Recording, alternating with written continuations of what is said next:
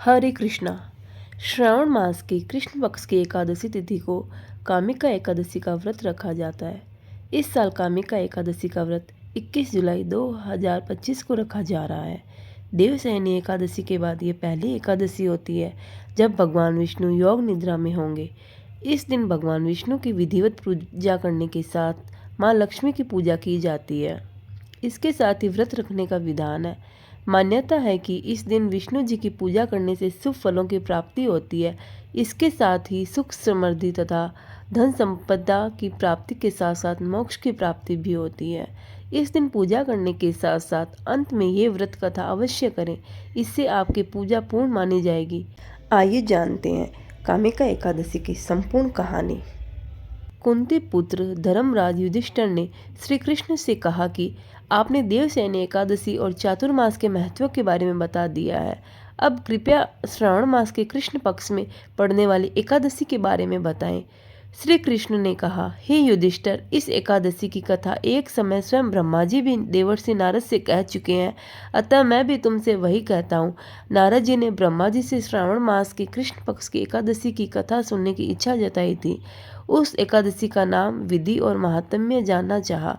ब्रह्मा ने कहा, हे नारद, श्रावण मास की कृष्ण एकादशी का नाम कामिका एकादशी है। इस एकादशी व्रत को सुनने मात्र से वाजपेय यज्ञ का फल मिलता है। इस तिथि पर शंख चक्र एवं गदाधारी श्री विष्णु जी का पूजन होता है। उनकी पूजा करने से जो फल मिलता है सो सुनो। गंगा, काशी, नैमिषारण्य और पुष्कर में स्नान करने से जो फल मिलता है वह फल विष्णु भगवान के पूजन से भी मिलता है। सूर्य व चंद्र ग्रहण के समय कुरुक्षेत्र और काशी में स्नान करने से, भूमि दान करने से, सिंह राशि के बृहस्पति में आने के समय गोदावरी और गंडकी नदी में स्नान करने से भी जो फल प्राप्त नहीं होता वह प्रभु भक्ति और पूजन से प्राप्त होता है। पाप से भयभीत मनुष्यों को कामिका एकादशी का व्रत अवश्य करना चाहिए। एकादशी व्रत से बढ़कर पापों के नाशों का कोई उपाय नहीं है। स्वयं प्रभु ने कहा है कि कामिका व्रत से कोई भी जीव कुयोनि में जन्म नहीं लेता। जो इस एकादशी पर श्रद्धा भक्ति से भगवान विष्णु को तुलसी पत्र अर्पण करते हैं वे इस समस्त पापों से दूर रहते हैं। हे नारद, मैं स्वयं श्री हरि की प्रिय तुलसी को सदैव नमस्कार करता हूँ। तुलसी के दर्शन मात्र से ही मनुष्य के समस्त पाप नष्ट हो जाते हैं और इसके स्पर्श से मनुष्य पवित्र हो जाता है। व्रत के पीछे क्या है कथा? एक कथा के अनुसार प्राचीन काल में किसी गांव में एक ठाकुर जी थे। क्रोधी ठाकुर का एक ब्राह्मण से झगड़ा हो गया और क्रोध में आकर ठाकुर से ब्राह्मण का खून हो जाता है।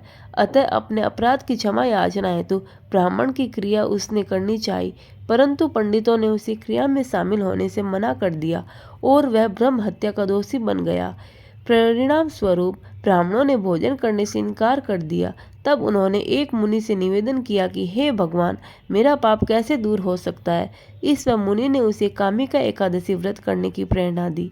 ठाकुर ने वैसा ही किया जैसा मुनि ने उसे करने को कहा था।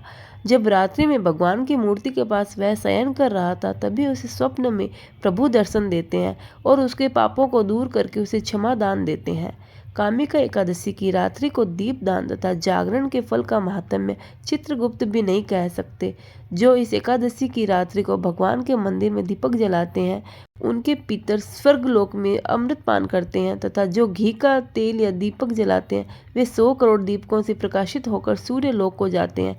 ब्रह्मा जी कहते हैं, हे नारद, ब्रह्म हत्या तथा भ्रूण हत्या आदि पापों को नष्ट करने वाली इस कामिका एकादशी का व्रत मनुष्य को यत्न के साथ करना चाहिए। कामिका एकादशी के व्रत का महात्म्य श्रद्धा से सुनने और पढ़ने वाला मनुष्य सभी पापों से मुक्त होकर विष्णु लोक को जाता है।